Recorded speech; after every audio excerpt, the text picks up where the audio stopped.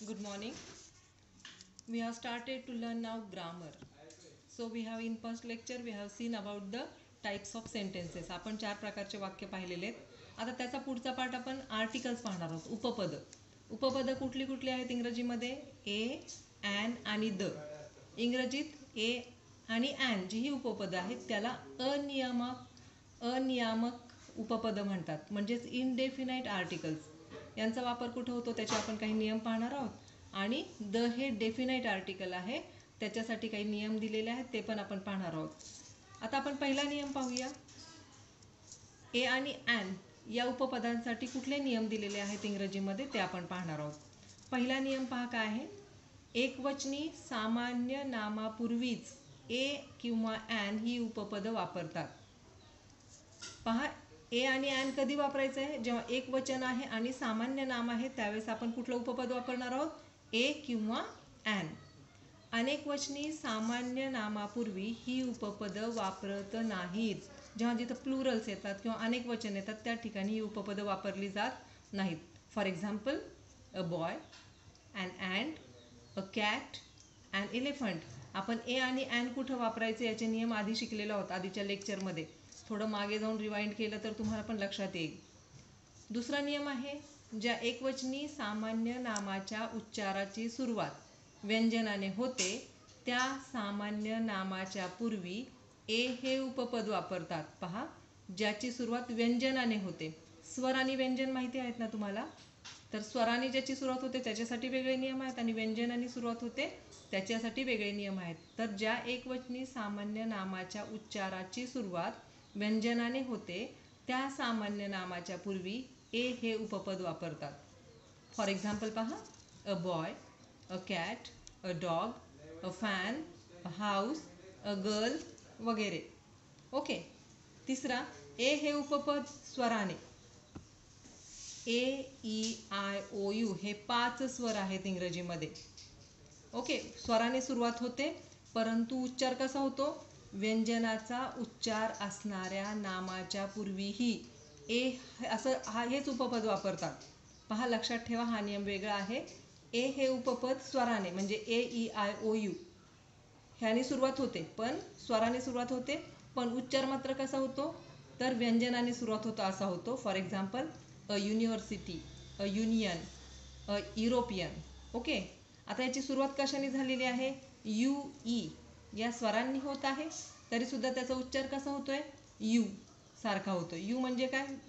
व्यंजन. ओके. चौथा नियम जो आहे तो पहा कसा आहे.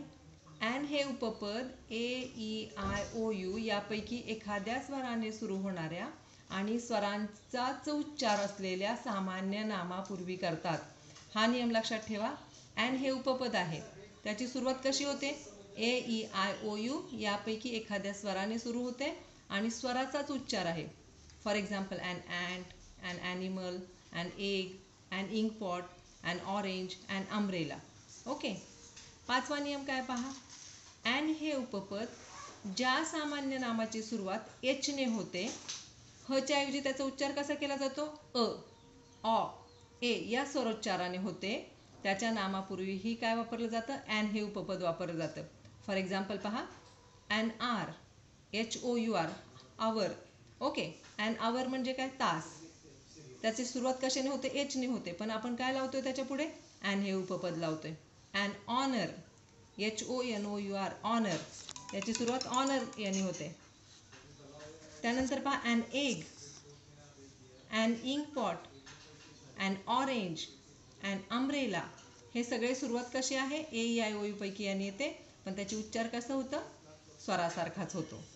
त्याच्यानंतर पाचवा नियम आहे, ॲन हे उपपद ज्या सामान्य नामांची सुरुवात अनुच्चारित म्हणजे एचने, हच्या ऐवजी अ, ऑ, एने होते त्याच्यासाठी आपण काय पाहिलं आता नियम? An hour, an honour, an heir. Okay. Heir म्हणजे काय इथं? HEIR. हेअर म्हणजे वारस, वारसदार. ओके. सहावा नियम पहा. एकवचनी सामान्य नामापूर्वी विशेषण आल्यास त्या विशेषणापूर्वी उपपद लावावे आणि ते उपपद त्या विशेष नामाच्या उच्चारानुसार ए किंवा ॲन वापरावे ते ठरते. ओके. उदाहरणार्थ पहा, अ मॅन, अ मॅन, चालेल. An old man. Okay, old आलं तर अॅन लावायचं. आता वर जे उदाहरणं दिली आहेत त्याच्यामध्ये पहा, ओ आल्यामुळे काय केलं आपण, अॅन ओल्ड मॅन लिहितो, पण मॅनला काय लावतो, अ मॅन. पाहता द द या उपपदाचे काही नियम आहेत वेगळे, ते आपण पाहणार आहोत. द चे नियम काय आहेत? द हे डेफिनाईट आर्टिकल आहे. डेफिनाईट म्हणजे काय? एकदम ठराविक, ठरलेलं आहे. कारण त्याने विशिष्ट निश्चित व्यक्ती किंवा वस्तू दर्शविली जाते. द हे कसं आहे? डेफिनाईट आर्टिकल आहे आणि त्याच्यानुसार विशिष्ट किंवा निश्चित व्यक्ती किंवा वस्तू दर्शवली जाते. एकदा उल्लेख केलेल्या नामाचा जेव्हा त्यानंतर पुन्हा उल्लेख केला जातो तेव्हा त्या नामापूर्वी द हे उपपद वापरतात. पाहता, I saw a girl. I saw a girl. The girl was crying. काय केलं आपण? एकदा गर्ल वापरलेला आहे शब्द, पुन्हा आपण काय करतो आहे, द गर्ल वॉज क्राईंग, म्हणजे ती विशिष्ट मुलगी जी आम्ही पाहिलेली ती मुलगी रडत होती. Lata gave me a pen. लताने मला पेन दिलाय.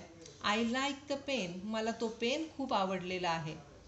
आता वर जी उदाहरण पाहिली ती मुलगी असा निर्देश करतात. ओके, ते पेन म्हणजे ठराविक तेच ते आणि तीच वस्तू असेल तर द हे उपपद लावतात. आता दुसरं, चिरंतन किंवा जगात एकमेव असलेली वस्तू त्याच्या नावापूर्वी काय लावलं जातं? द हे उपपद लावलं जातं. For example, the sky, the sun, the earth, the moon, the Taj Mahal, हे आपल्याला माहितीच आहे. द कुठे लावायचं? आता एकमेव वस्तू, एकच वस्तू आहे आणि त्याच्यासारखी दुसरी वस्तू कुठेही नाही. त्याच्यानंतर तिसरा नियम आहे, एकवचनी नामाने जेव्हा प्राणी किंवा वस्तू यांच्या संपूर्ण जातीचा बोध होतो तेव्हा द हे उपपद वापरतात. पहा, एकवचनी नामाने जेव्हा प्राणी किंवा वस्तू त्यांच्या संपूर्ण जातीचा बोध होतो म्हणजे आपल्याला कळतं की कुठल्या जातीचं आहे ते, त्यावेळेस द हे उपपद लावलं जातं. For example, the dog is a faithful animal. कुत्रा कसा आहे? फेथफुल ॲनिमल आहे, इमानदार प्राणी आहे. ही संबंध जात म्हणजे कुत्र्याची जी जमात आहे ती सगळी कशी आहे? इमानदार आहे. आपण बोलतो की नाही, the dog is the faithful animal, तो मालकाशी फार विश्वासू असतो ते. त्याच्यानंतर मोठ्या नद्या, चौथा नियम पहा काय? मोठ्या नद्या, समुद्र, महासागर, खंड, दर्या, वाळवंटे या सर्वांसाठी पण काय वापरलं जातं? पर्वत यांच्या नावापूर्वी द हे उपपद वापरले जाते.